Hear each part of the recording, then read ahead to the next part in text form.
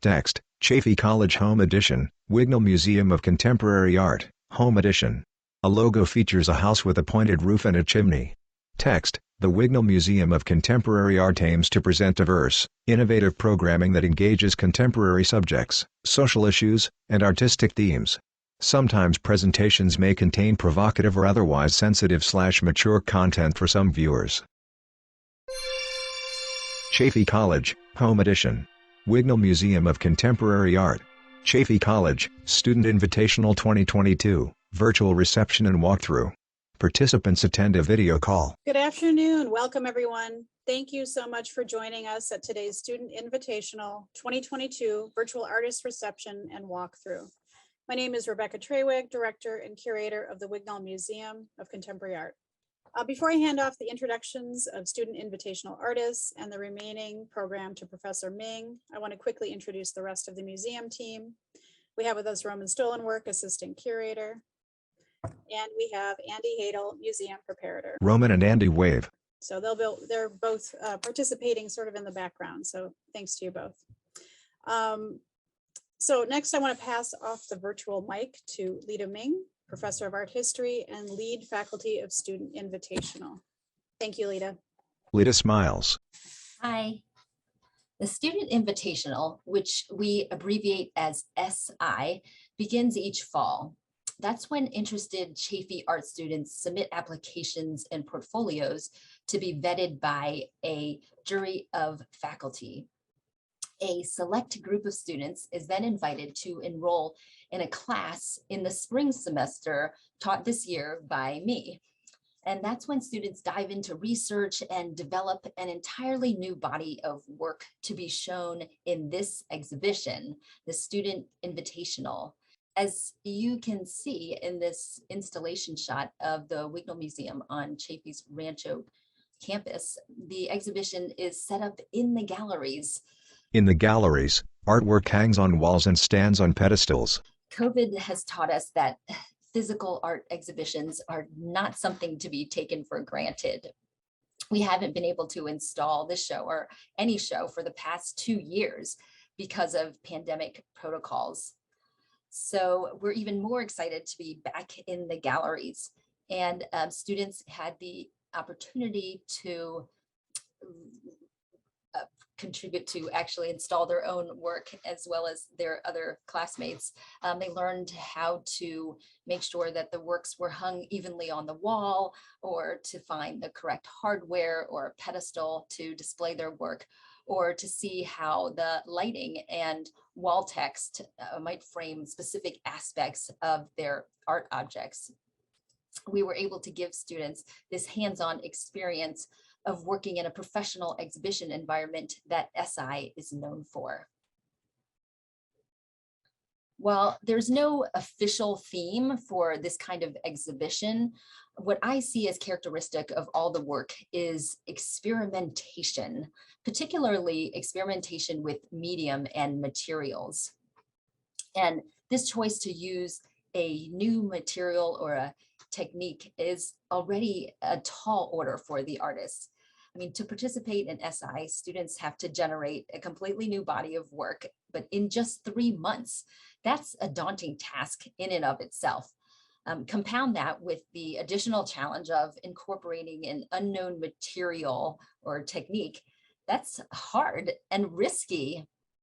So to the students of SI 2022, I applaud you for bravely taking on this challenge, and in such a public way. Bravo.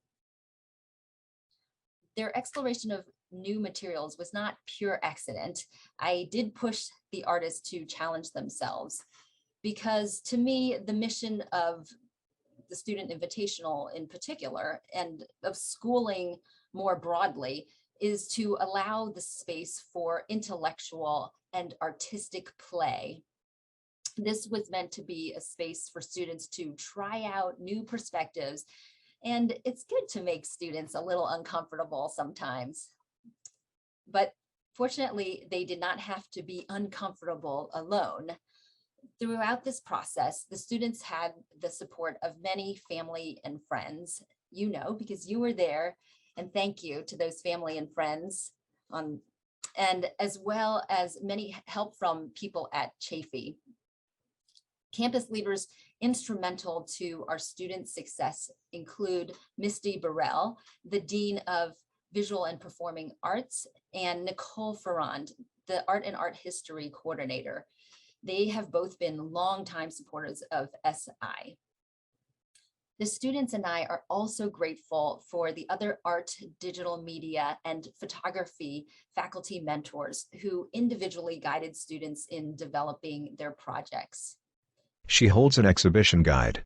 Lastly, our deepest appreciation goes to Rebecca Treywick, Roman Stolenwork, and Andy Hadel for putting together this beautiful show and all of the related exhibition materials, one of which is this exhibition guide and events like this virtual reception. Let me now return to images of the installation. In 2 photos, artwork hangs on gallery walls and stands on pedestals. And this is when we will transition to the presentations by the artists. We will go in alphabetical order, and I will show images of the artist's work while they speak. We will have a total of 10 artists total, and they'll speak for 2 minutes each. So our plan is to run through all of the artists at once, and so you can save your applause for the end. Then we'll take a quick break and return for a question and answer section. To the left of Lita's video feed, an artist's video feed loads. Our first artist, Faith Ention, experimented with a variety of mediums before she settled on 2 primary ones, colored pencil and watercolor, which allowed her to combine a detailed realism with intensely saturated veils of color. Text, Faith Ention. My work for Student Invitational in the Comfort of Creatures draws inspiration from horror movie poster art, with the color palettes echoing movie posters of the different decades, from the 1940s and 50s to the 1980s and to now, and the size of each drawing being close to that of a usual movie poster size. In the gallery, 3 rectangular pieces of art hang. Each piece features a nude human figure entangled with a monstrous creature. Like many horror film advertisement posters, each of my drawings feature a central character entangled with monstrous creatures.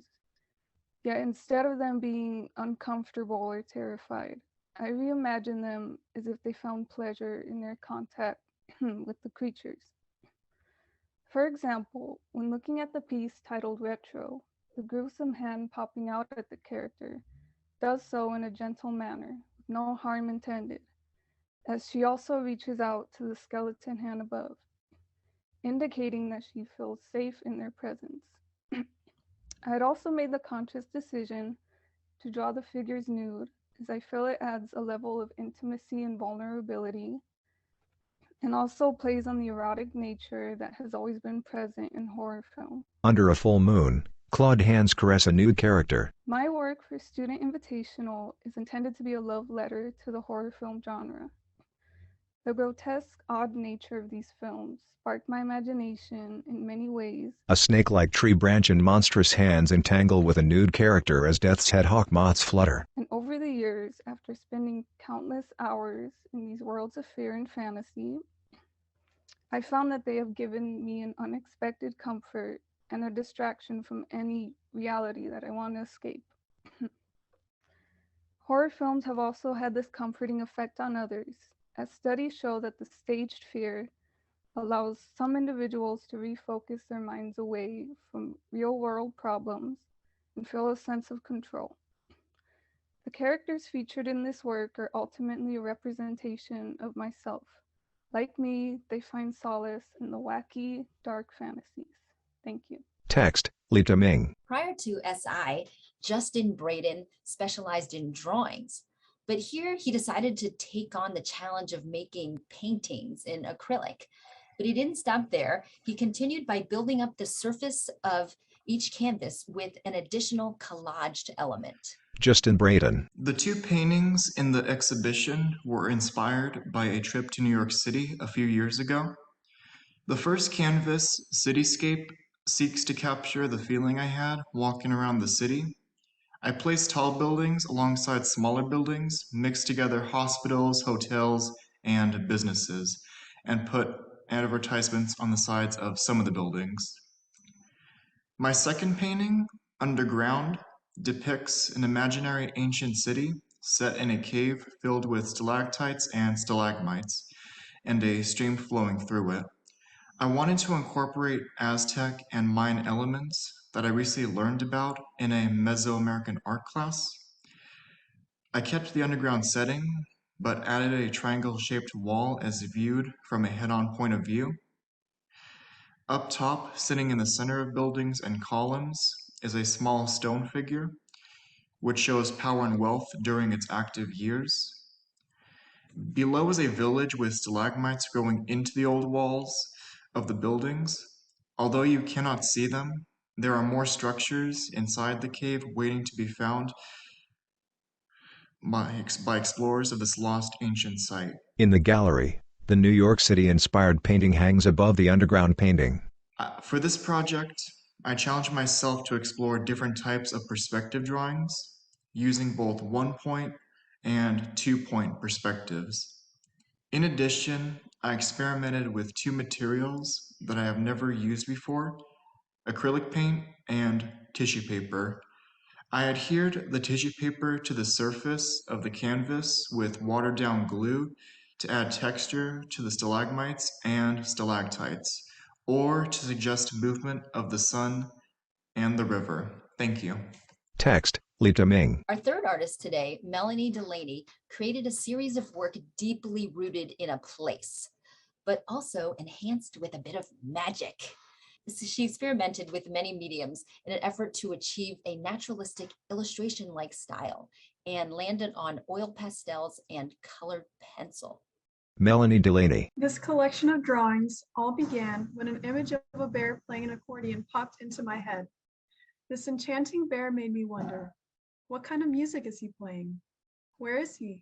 Is he playing alone? After a bit of research, I ultimately decided to set the scene in the Swiss Alps, home to both brown bears and accordion-laced alpine folk, a musical genre originating in the Western Alps. In the gallery, 3 paintings hang side by side. Once the setting was decided, I chose other animals native to the region to perform with the brown bear. To the left, there's a raccoon with a clarinet playing with the brown bear. The middle piece depicts a red deer with an upright bass, a mountain hare with a mandolin, and a red fox with a fiddle. The last piece on the right showcases 2 marmots with alpen horns. While animals standing upright playing instruments is unrealistic, I tried to blend in some realistic attributes to make these works convincing. Not only are their facial features of these animals rendered to appear somewhat realistic, I also included qualities about them that are true to real life. For example, mountain hares are a gray-brown color in the summer and change to an almost completely white coat with the exception of their black-tipped ears in the winter in order to camouflage in their current surroundings. In the marmot piece, I tried to include some perspective through the steep mountainside landscape to express the true length of the 12-foot length of the alpenhorns. I knew from the start that I wanted my body of work to evoke a sort of lighthearted and whimsical escape from reality. All the while, I wanted it to be reminiscent of childhood, a time in our lives that's filled with so much magic and wonder. I thought, what better way to do this than to create a collection of works that emulate something that we've all likely shared and still cherish from our childhoods in one way or another, children's storybooks. Thank you. Melanie smiles. Text, Lita Ming. Abby Erickson works in a digital medium, meaning that her drawings were created using computer software and then printed. For this project, she experimented with new digital tools to flesh out a complex character world with layers of color, shadow, and modeling. Annabelle Erickson. I grew up participating in theater, where storytelling is a creative foundation. In the gallery, 9 digital art pieces hang side by side. I create characters because the process helps me to feel a sense of control over the world around me. The work shown in this exhibition showcases characters from my original story, Abnormality, which has been in development since my childhood. Modeled after tarot cards, each print offers a concise snapshot of a single character and serves as a window into their complex storyline. Each character was designed to represent difficult events or themes in my life. For example, Radio, my persona. As the daughter of Plague and Lyra, she is an extremely powerful individual. Her most notable feature includes the radio head, given to her by her father as an experiment. I created radio in high school as a way to process my changing world and figure out who I was. Radio holds a human head in her hand as she floats through the air with white, feathery wings. Behind Radio, Lyra and Plague stand on clouds in a purple night sky. Her swappable heads represent two things: my difficulty with being the person I felt I had to be, represented by the human head, and being my genuine self as the radio. Now that I am older and more secure, Radio is able to use both of her heads in tandem without feeling trapped to either one. My process for creating digital art is similar to my traditional art process. However, I find I have more creative freedom with digital art. In an art piece, a sneering character holds a sword with a chain attached. A sign reads, "No magic." As someone who finds it difficult to keep an organized space, I like how the digital medium allows me to keep my workspace simple, while also offering a broad scope of tools to expand my artistic process. In an art piece, Plague holds Radio's human head while standing on the radio head. In another, standing characters and characters in bubbles surround Death, a seated character with sharp teeth. With digital art programs, I can freely experiment with different brushes, perspective tools, and lighting effects without too much commitment. In an art piece, a character wears armor in front of a wall adorned with flames, flanked by Radio and another character. In another, a character with a long tongue lay on a lounge chair in a command center and holds a turkey leg and wine bottle. Each piece follows a similar formula. The character in the center is situated in an environment related to their story, either literally or figuratively. In an art piece, a character with red boots poses with an oversized axe in front of a pink throne and black regal carpet. In another, Plague holds Radio's human head while standing on the radio head. Plague's piece is my favorite example of this process. In an art piece, Lyra wears a robe and stands over a crystal ball. Inside the crystal, Radio and a character in a black jacket hold hands. A new technique I developed for this specific body of work is the use of the watercolor brush to add soft, lavender shadows over a multiply layer. In an art piece, a red, demon-like figure with horns stands in front of Abby's art. What this does is creates a darkened midpoint blend between the color I'm using and the color beneath it to create a shadow. And the watercolor brush allows for a painterly rendering. Plague's piece takes place on a stage to represent his overall story, where Plague must put on a show to keep a connection with Lyra, his wife, and Death, his own brother. The figure seen in the background. He stands on the radio to represent the power he holds over his daughter. However, he feels some fatherly connection to her, so he holds Radio's human head high. Part of the difficulty of using characters as a medium for an exhibit like this is establishing a personal connection. I didn't have time to speak about every aspect of every character in detail, so for this exhibition, I decided to include my personal sketchbook and a soul color personality test to help bring my viewers into this world. The sketchbook and personality test sit on shelves below the artwork. A big aspect of Abnormality, the storyline revolves around souls and their colors, representing different personality types.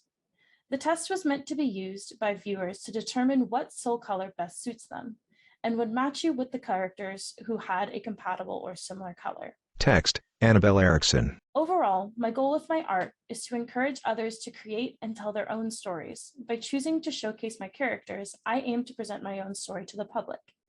A story I have been attached to ever since I realized what art really was in middle school. Thus, I encourage others to create and tell their own stories that might help them work through their own lives. Thank you. Lee Deming. Yves Jackson used a technique of assemblage or assemblage, which involves using found pre-made used objects from the everyday world and combining them into a sculpture. As you'll hear from Yves, he turned this a creative improvisational method. He turned to this once COVID hit. Yves Jackson. Making sculptures out of clay was something I always enjoyed. However, the COVID-19 disaster drastically changed that as I lost access to the ceramic studios and kilns. On a pedestal, a statue features a gazebo with a bottle cap roof, a tiny human figure on a bicycle, and an assemblage of trees, a tower made from gears, and other elements in front of a mountainous backdrop. During this time, I was experimenting with different ideas of doing art, and I came up with the idea of making dioramas using various found discarded objects. This result is the work titled Peace of Mind. Peace of Mind as a project gave me a feeling of peace of mind while building it. The content of the work represents the places and activities I enjoy, namely spending time in nature. It was made up of objects that I happen to find in parks and other places where I go in my daily life. As you can see in the images, I repurposed 2 skateboard decks for the base, covered it with moss for the ground cover.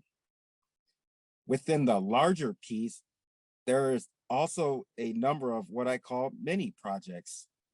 Here is the building titled Pomona Queen Building that represents place to eat and drink.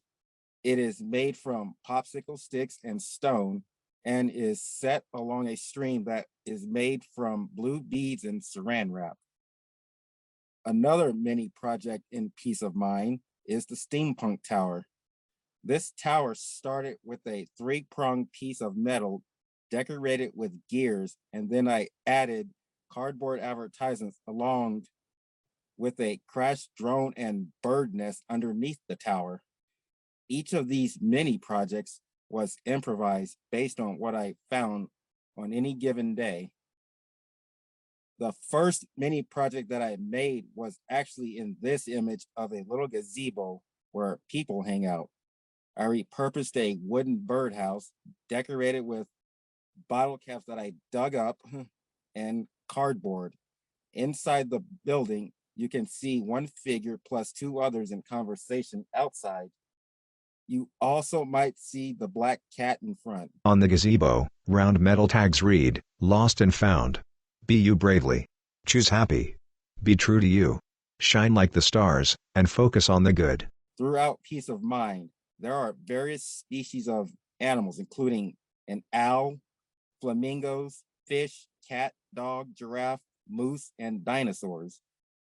These are animals that are seen in the wild, in the zoo, keep as pets, and only in our imagination as dinosaurs are extinct.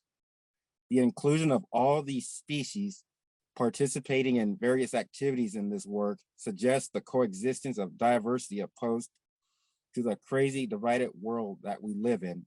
Thank you. Text, Lita Ming. Similar to Eves, Joseph Kiriakis was also working in an improvisational, open-minded mode. In his ambitious series of hand-formed clay tiles, he shows how having given fixed parameters can ironically allow for expansive artistic experimentation. In the gallery, clay tiles hang on a wall in 2 rows.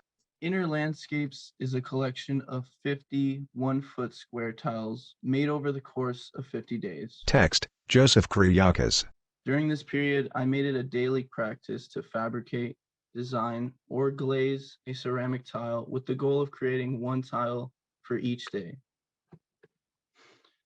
This is a form of disciplined physical and mental exercise, much like the training I did the year before that led me to lose 70 pounds in 2 months.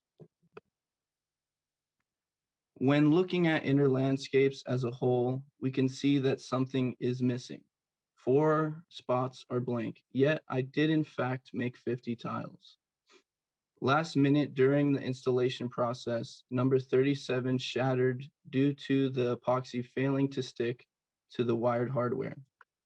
The other missing tiles had the same faulty hardware. While not intentional, the missing tiles makes Inner Landscapes read more like a sentence. This is fitting since each have words to describe my inner thoughts that day carved onto their backs. The first tile I created, shown on the top left, has the word anxious carved into its back. A brown tile features gouge marks and holes. I was anxious to the fact I had to make 49 more of these. I punched and stabbed into the clay with the intention to let go of my stresses in life. And this process of creation was a form of meditation over this slab of clay. Additional tiles hang on a wall.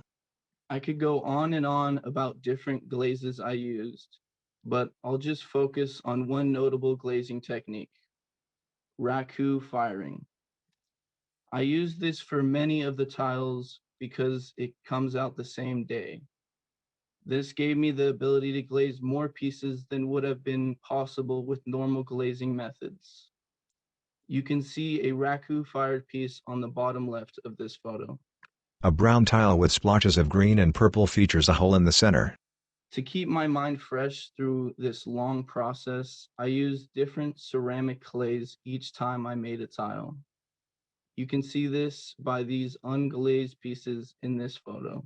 Unglazed pieces feature clay in 4 different shades. Thank you. Text, Lita Ming. Like our previous artist, Evelyn Gonzalez Padilla also took on an ambitious project for SI, creating an installation in the Wignall's project room, which is a separate room that is independent from the main open gallery space. This was a big step for an artist used to working in 2-dimensional digital design. Evelyn Gonzalez Padilla. When I began working on my project, the media was filled with news about Russia's invasion of Ukraine. On gallery walls, red letters read, "If war is the answer, we are asking the wrong question." Beneath the words, black 3-dimensional numbers representing years hang.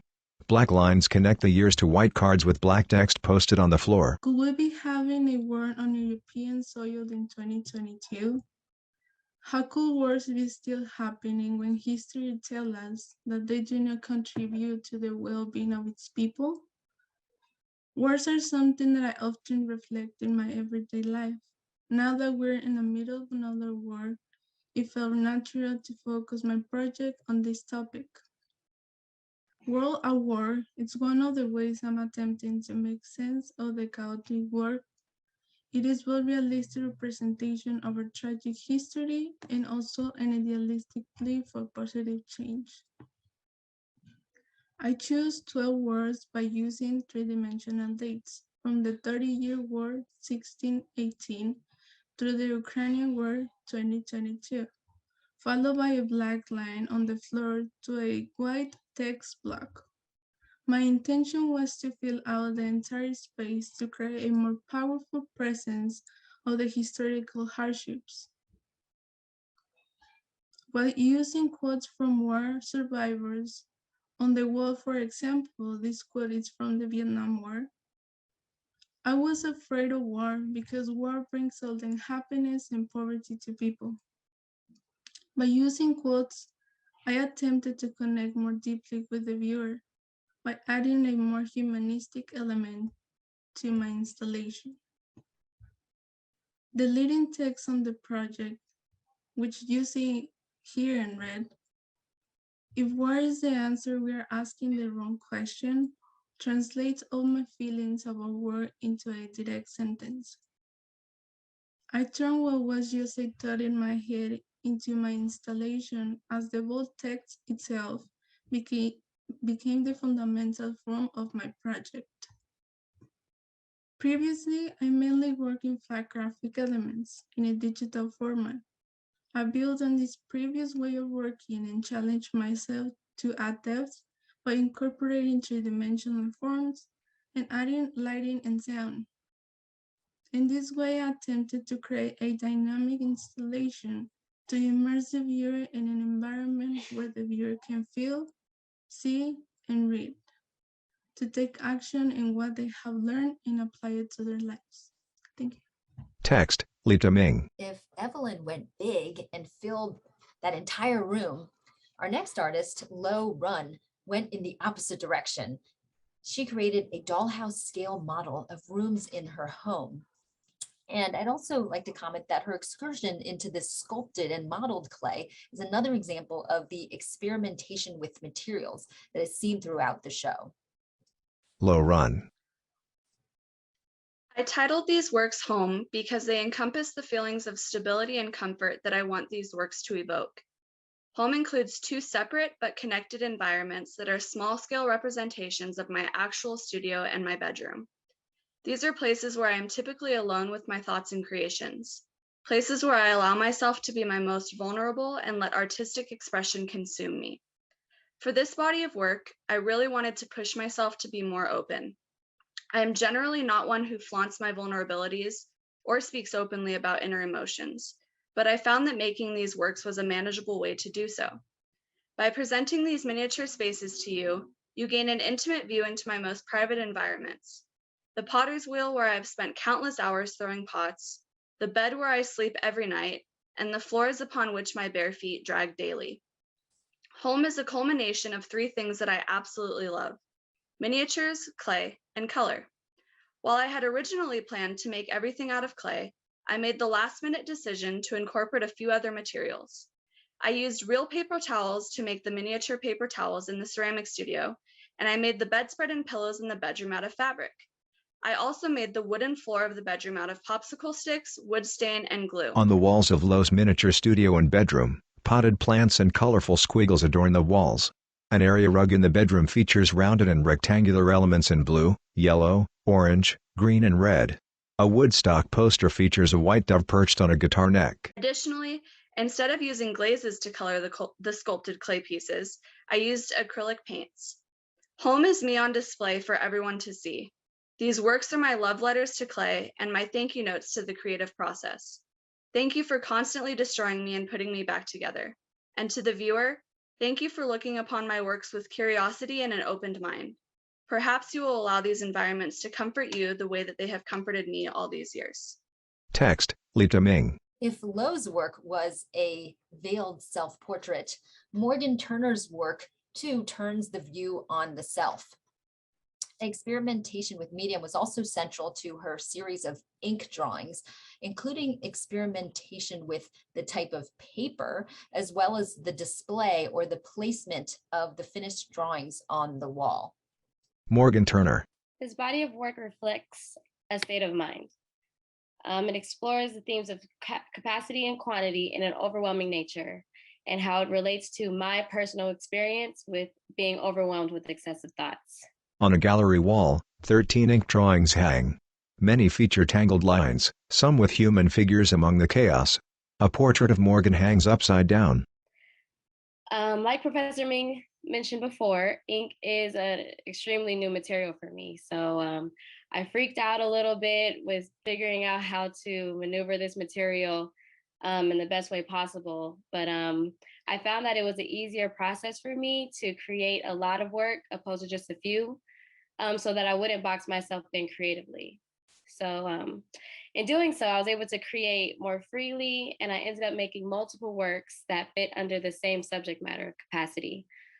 For example, you see pieces that are more abstract, where I use gestural mark making to exaggerate the idea of the overwhelmed mental state. And then I have figurative works where I literally put myself into the work, just to explain the direct relationship. So this piece is organized in a way to avoid grouping certain compositions together because I really wanted it to be seen as a whole. I chose not to frame the works because I wanted to keep the raw edges on the paper. That just supports the idea of vulnerability, where the paper is vulnerable on the wall. And it also supports the idea of the vulnerable subject matter as well. To me, this seems more organic and not polished because the mind is not perfect. So this work is a personal journey through self-reflection, acceptance, and trusting the process. To give even more transparency, I'm in a continuous healing process from anxiety and depression. I'm a Black woman who's figuring out her place in the world and how to parent my 8-year-old, Gary. So I have daily mental battles through negativity and positivity. So this piece, Headspace, is an introspective into my mind that I think others can relate to as well. Thank you. Morgan smiles. Text, Lita Ming. Ruby Den Brook is our last artist to speak. Before this year, Ruby's specialty was painting, but here we see her explore this new world of clay. She also incorporates objects from nature, which suggests Ruby's academic focus on biology. Ruby Van Den Broek. My series of work Grounded was a physical and emotional project to work on. The series is about humans and our connection to nature, combining natural found objects and clay. On gallery pedestals, 3 clay sculptures stand. Through art, I seek to become more connected with the world around me. Through spells of severe anxiety and depression, I find myself often disconnected from my surroundings. But while creating art and working with my hands, I found the physical means to help me become more grounded and slowly become reconnected with the world around me again. Before embarking on my new body of work, I had primarily worked in 2D media such as acrylic paint and watercolor paint, but I found working with clay to be much more of a physical and personal means to create. The main figure in my series, In Much Needed Rest, shows the process of death and returning back into the earth. The figure is embedded in moss, peacefully decomposing and embracing death as they are becoming one with the nature around them.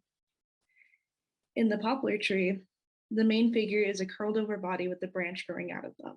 The body is what's left of their past life as they grow into a new form of a tree, expressing growth through pain and moving on. My third piece, titled Enveloped, is surrounded by a cocoon. In this protective state, they are left to go through their metamorphosis into the next stage of their life. A human face emerges from the cocoon. Each figure is going through a process of change and development, changes such as rebirth, death, and growth. All natural processes every living being goes through on this earth. My goal for all my pieces in my series was to have them look as natural as possible, as if they belonged in a natural setting. To create more of a natural feeling, I often left the clay unglazed or even unfired in my pieces. I even incorporated found natural objects such as tree branches and bones. The natural objects in my pieces were all found on nature walks I take when I feel depressed or anxious. I wanted to incorporate them in my work as a way of creating something beautiful from times in which I felt my lowest. Hopefully my series makes you feel a little bit more at home in nature and grounded as well. Thank you. Ruby smiles. Text, Lita Ming. Attendee video feeds load. I am going to give a quick recap of the artist to help us get our bearings, and then we'll get into your questions. Lita shares the students' artwork again.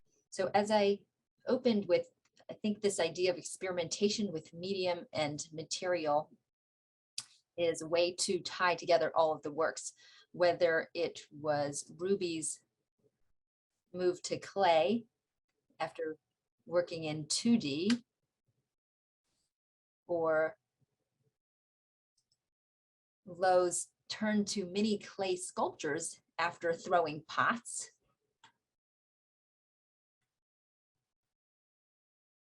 or Eve's shift away from clay altogether and turn to found objects. We also saw how artists like Melanie and Faith were searching for just the right combination of colored media to achieve the realism that they sought. There is also Justin's use of glued tissue sculptural elements to his otherwise flat paintings. We saw how Abby discovered new digital ways to enhance her animated characters, and how other artists like Evelyn dispensed with the digital tools altogether to construct a 3D installation. Finally, we observed in Joseph's work, as well as Morgan's drawings, the idea of versatility achieved through repetition, through this process of making work over and over again. So as Rebecca might have mentioned in the chat, you can put your questions there or raise your hand, and that way we will know who to call on. So I am going to I think Pam is next. Okay. First. Pam smiles. Hi, thank you. And thanks to all the students and to Lita for putting together this fantastic presentation. I was really impressed with the work and also the installation. It had a very clean, focused design. So good job to everybody. And there was a few things that popped out at me that really grabbed my attention. Morgan, I'm someone who also works with ink and charcoal and things of that nature. And I was really impressed with your project. I really loved the variety that you got out of the ink. I think all of them together are almost like one drawing. Like, I don't know if they would be as strong without the one next to them. Like the totality of them is very impressive. And I think it really communicates what you were talking about quite well. Those light, can I just have a moment with those like light ink washes? Can we just like stop here and just have a moment? But my question for you, Morgan, is you said this is like a material and medium that you didn't have a lot of experience with, or didn't use it, had used it, but not a lot. So I'm curious about the experience of using ink for this project, and as in depth as you went with ink in this project. Number one, what do you think you learned about yourself in using this medium that you weren't quite familiar with? And how do you think you would approach, how do you think you would approach a different medium that you hadn't used yet? Morgan smiles. A great question. And this SI project, and dealing with ink, I did learn a lot about myself. Specifically, I had to learn to trust myself, because as you may know, with ink, there's no erasing. Once you put that ink on the paper, it's there. So I did struggle a little bit with, I kind of took a while to get to the paper, because I felt as if, things had to be perfect when I went to the page. So I just learned to trust myself, trust my instincts. I had great mentors that helped me out with that as well. And for other materials, I think it's just having fun with it. And putting pressure. My mentor, Susanna, she actually told me to kind of use a stick with ink, and that's just to play, So if I go to another material, I feel like using other objects instead of the actual material, things like that, just to break out of perfectionism would help me move to other materials. So thank you for your compliments. I appreciate it. Fantastic. And I'm excited to see what you do next. And I support and hope that you bring that self-confidence of like play. I think that's so important. So I look forward to see what you do in the future. Thank you. Great. Thank you. Pam and Morgan smile. I think Nicole might be next. I may not be going in the order that you raised your hands, but I think you understand. Nicole leans, chin on hand. I don't know if you mean me, Lita, but I don't have my hand up. I think it's Catherine. Catherine, yeah. Sorry, I saw Catherine and I instantly translated that. I figured that's what you did. Catherine Turner, please. Hi, can you guys hear me? Yes, Catherine, great name. I just wanted to say that I'm really proud of all the artists, and I just wanted to bring up this point quick. It may as mental health awareness, but we should be aware of it all the time. And I really liked how all the artists spoke about their depth into their artistry, what it made them feel like. And I have to tell you, that's my niece, Morgan, and I just love, I've already put my bid in for the picture I want. And I love what she said. And a lot of the art I did feel expressed, a lot of the inner depth, the young lady who would the horror pictures and things, I mean, and the depth with the trees growing. I don't remember everybody's name, but I just really, and the young man with collecting things, I mean, that's life. We just collect a lot of things. And so I loved everybody's pieces, the tiles, the war, this young lady put out what a lot of us want to say, like, what can we do? And what is the answer, but I just thought it was really good that the artist brought out all of those things about how it soothed them and how it brings you back to childhood, all those things. I loved it all. I just wanted to say thank you to everybody, and thank you for inviting me, Morgan. Morgan smiles. Thanks, Catherine. It's great to hear when people that are not necessarily their professors are moved by their work. Oh yeah, love it, love it. I think that's Stan. Go ahead, Stan. Hey everyone.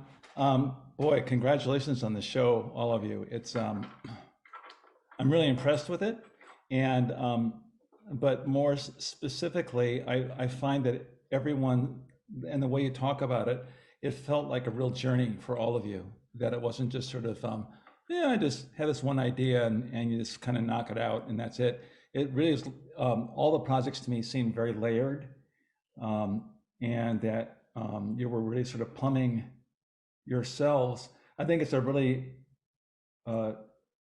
weird time to be doing art in the pandemic, and I don't feel like a some professor walking out ahead of you. I think we're all kind of rediscovering what art is during this time, and I think you did really very admirable job trying to make sense of this time. And what you did, a lot of work is pretty profound.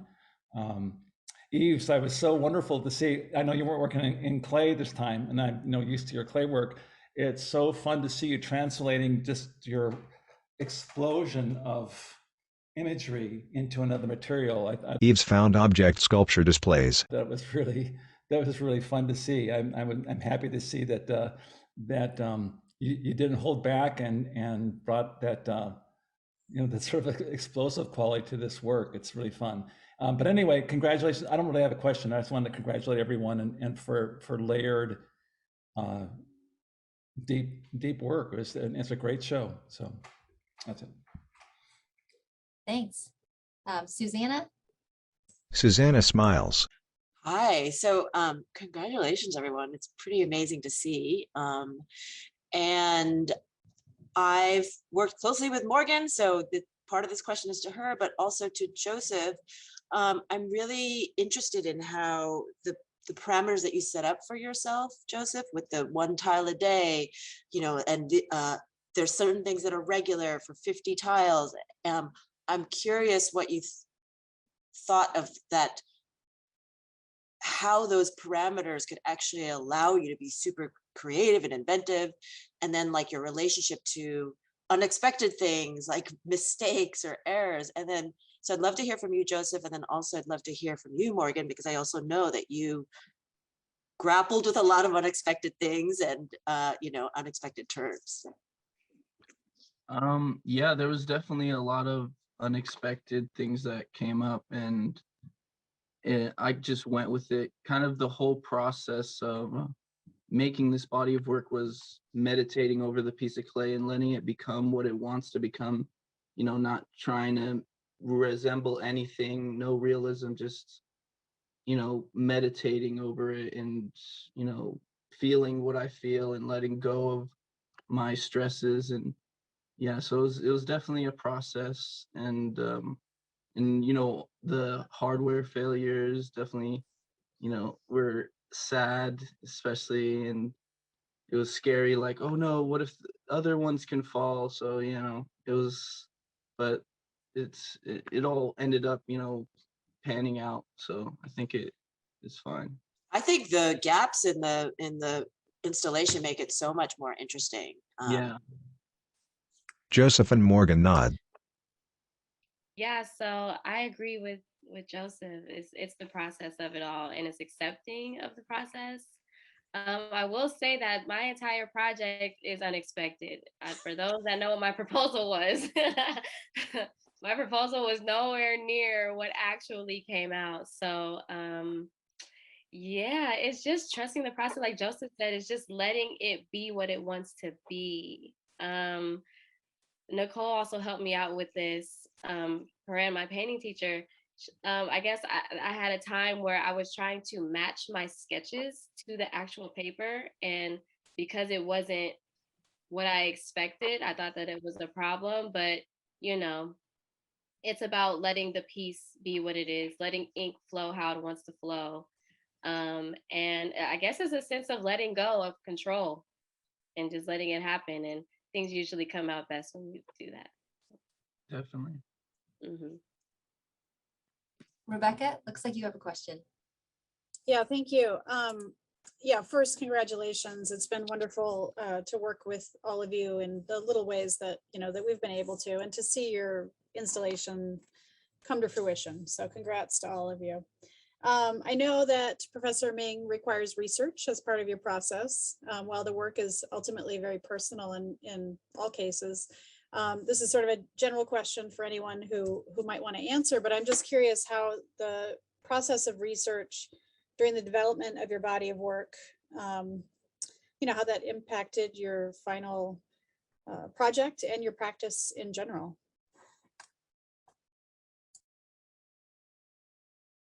Joseph rubs his chin. I definitely was inspired by Onkawara and his daily paintings. So that definitely influenced my body of work. Abby wears a neon green headset.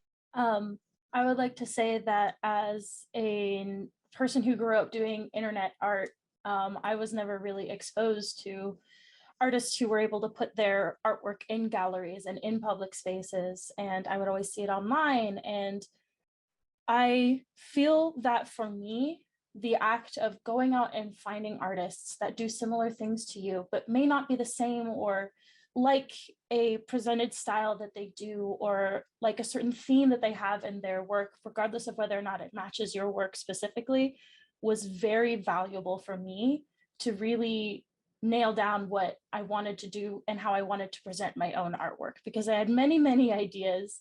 And I went through a very long and arduous process of figuring out how to write about my work specifically and how to present it in the space. And I think doing the research beforehand made it a lot easier for me to decide on final details.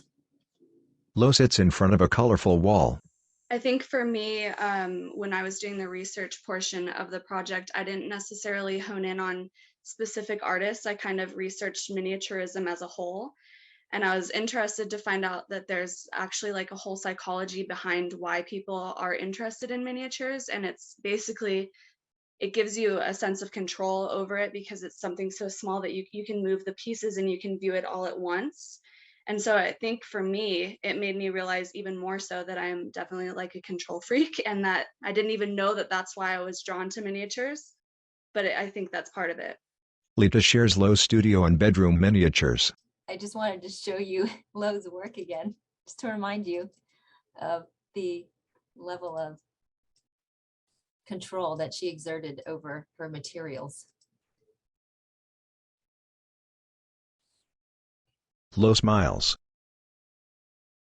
Roman, looks like you have a question. Sure, congratulations everybody. And this is pretty much to the whole group. When you're making work, I think some of you more than others, you've talked about the idea of letting go of expectations or control. But I think for any artist, however you're working, there's an element of that applies to everybody. And I'm curious, through the process of the semester, you have a mental picture of what you think your project may well turn out to be.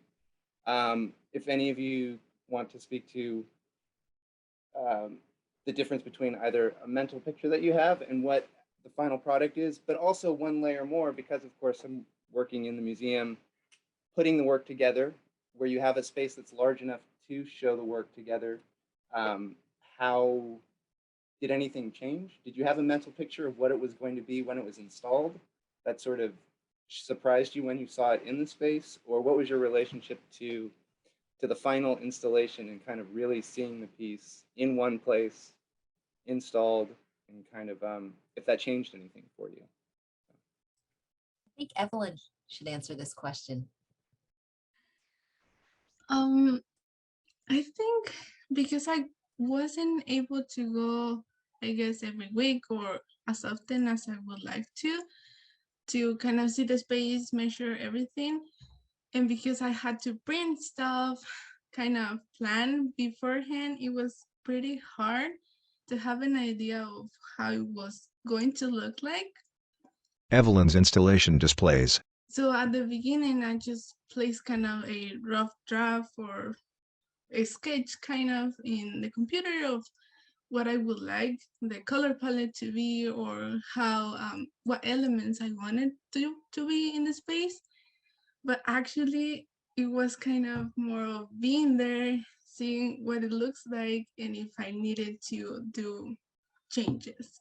Because it was very set on my idea, but I actually was like, I don't even know if this is gonna work or not on this space until I place it in the room. So yeah, it was pretty like, I don't know, like I don't know if this is gonna work or not, but yeah. Morgan leans on her hand. I would also say for me, because I talked a little bit about the expectations of the actual work, but installing it, installation day was crazy. I did have another idea of how I wanted to install it, and that did not come to fruition on the day of.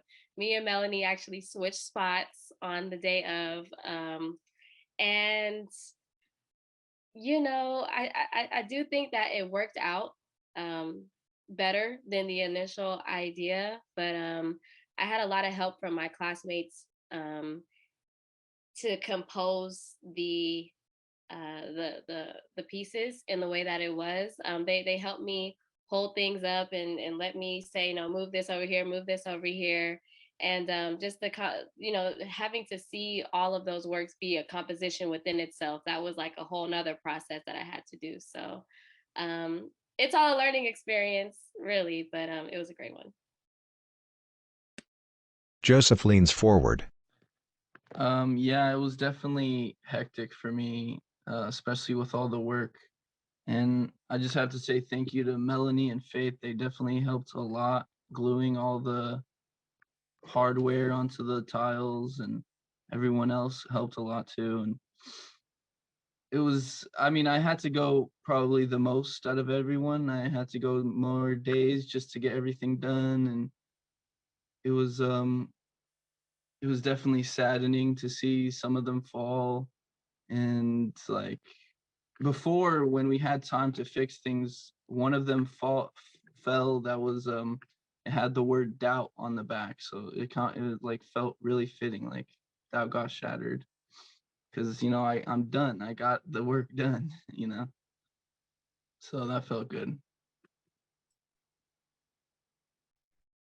Let's take the question from Stephanie Mitchell. Hi, I just want to say I'm a new art student, and I really appreciated seeing everyone's work. I found it really inspiring, and to touch on what Catherine said earlier about everyone's vulnerability in their work. I really appreciated that a lot to hear, and I didn't really know what to expect after I heard about the student invitational. But I really loved it. I enjoyed seeing everything. I was fortunate enough to see the projects in person with Nicole's class. And I just wanted to do a quick shout out. I really wanted to say I appreciated Evelyn's installation. I was like really amazed when I went in, and just the immersive experience with like the sound and the ambiance was just like, it was just like really just another level. Like I wish I had more words to say how like amazing it was. But honestly, shout out everyone because all the work was amazing, and I enjoyed everything just very thoroughly. So thank you. Thanks, Stephanie. So we didn't pay her to say that. Attendees smile. Okay, Pam. I guess I'm curious what's next? If any of these, the process of this has inspired other ideas. I know you guys are like, no, end of semester, chill time. But I'm just curious if it sort of generated some other things that you would like to perhaps approach sooner or later, or, you know, how do you think about continuing now that you're on the other side of it? And this goes for all of you. I think that just for starters, I don't know, Faith, Melanie, Justin, do you have some thoughts on this? You can. Yeah, gonna say my work was heavily inspired by vintage children's illustration books. And after creating all of my pieces, it just made me have so much of like an appreciation, like even more so for them. And it kind of inspired me to hopefully create illustrations for children's books in the future.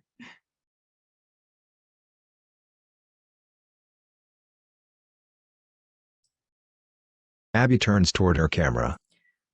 If I may chime in about my own steps forward. Because abnormality has been a story that's been happening for so long in my life, I have debated on whether or not to actually go on to produce it because I want to be an animator.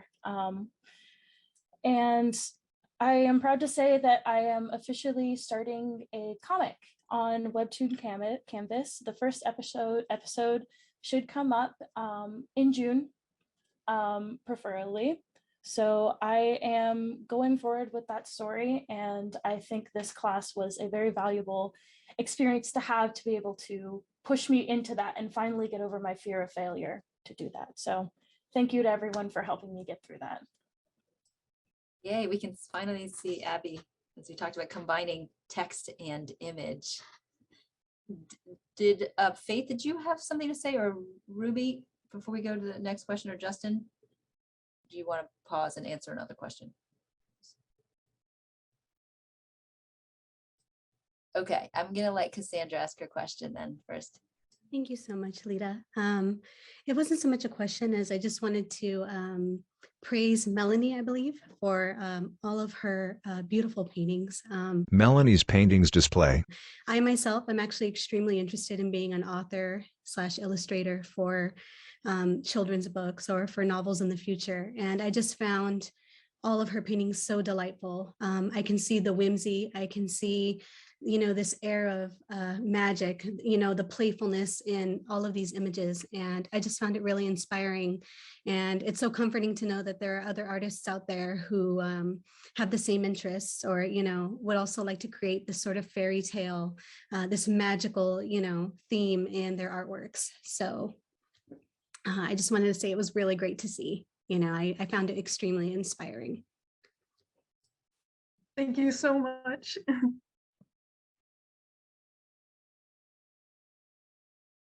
Okay, I think, Stan, did you have a follow-on question that you asked before? I asked it in chat. Yeah, do you want to voice that?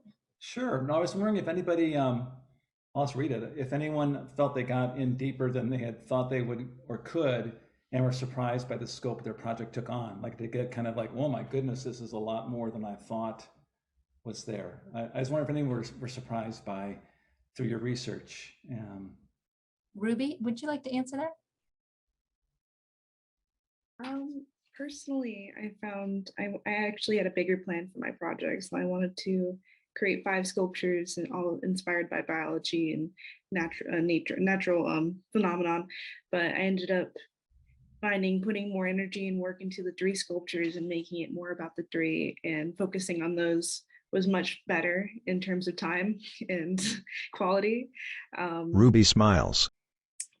As a person who, of course, worked in 2D art before and doing paintings, I could bust out paintings like crazy. I could do a painting in like 2 hours, and I could bust out like 5 or so. But when it came to ceramics and clay, it really taught me how to take my time and really put my touch into it, and just like, you know, see it from every single angle, and like really just take my time to breathe and like put all my focus into it. And yeah, I think that helped me a lot during my series of work. But yeah.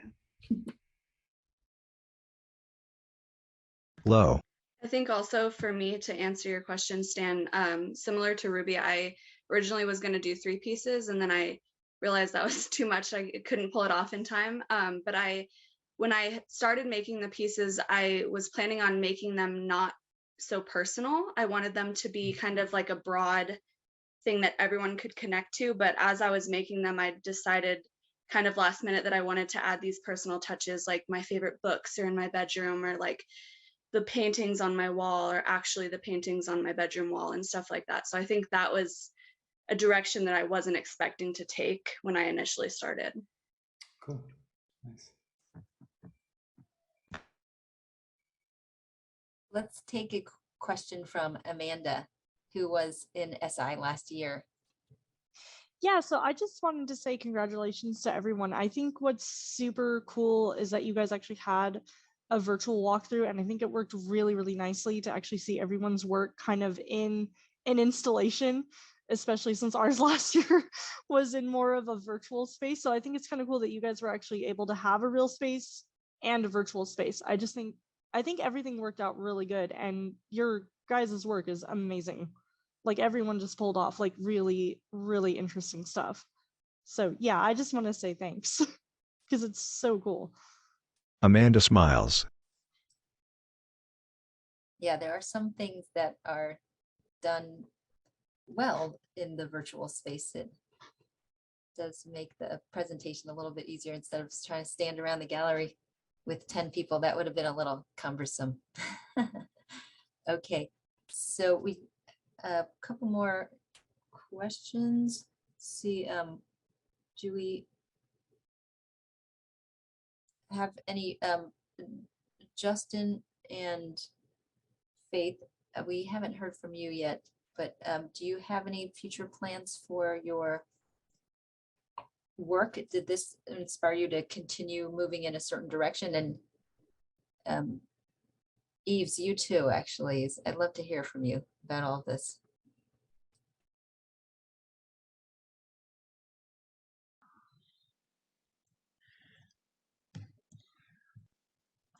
Yeah, hello.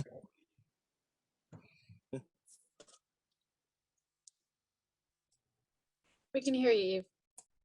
Oh yeah, what was your question again? Are you going to continue working in this assemblage mode, or Yeah, you think you're going to go in? I am. Even now that the ceramic studio is open?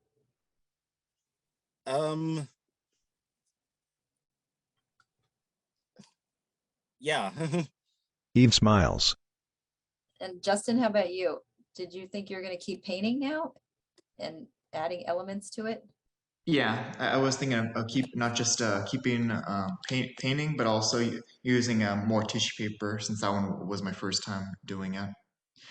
And I think it turned out pretty well for my tissue paper for both of my pieces. And I think maybe someday I can maybe use like a lot like full tissue paper instead of paint someday when I get the chance. Yeah. Great. Faith, how about you? Are you going to continue this film poster? Yeah, definitely. I'm gonna continue it. Yeah, just most of my artwork in general is just more like horror, spooky theme like elements. So I'm definitely gonna keep doing that.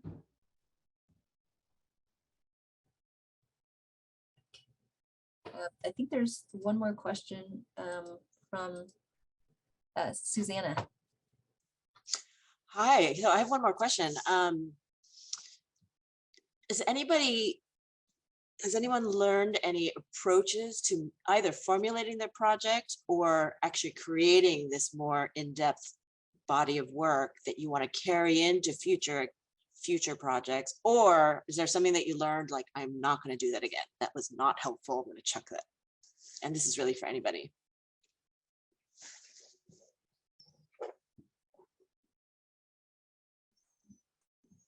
Abby smiles. In response to the second question, I learned a lot about biting off more than you could chew. Originally, my project was going to be much better. I was trying to fit in all of these story elements, and I got very frustrated when it wasn't working out and I had to kind of reroute. And I was frustrated because I wasn't understanding necessarily what was best for the exhibit. So I think it's good to learn that trying to keep things simple is always the best solution, especially when you want to do more detailed work and start adding into your process like I did for my pieces.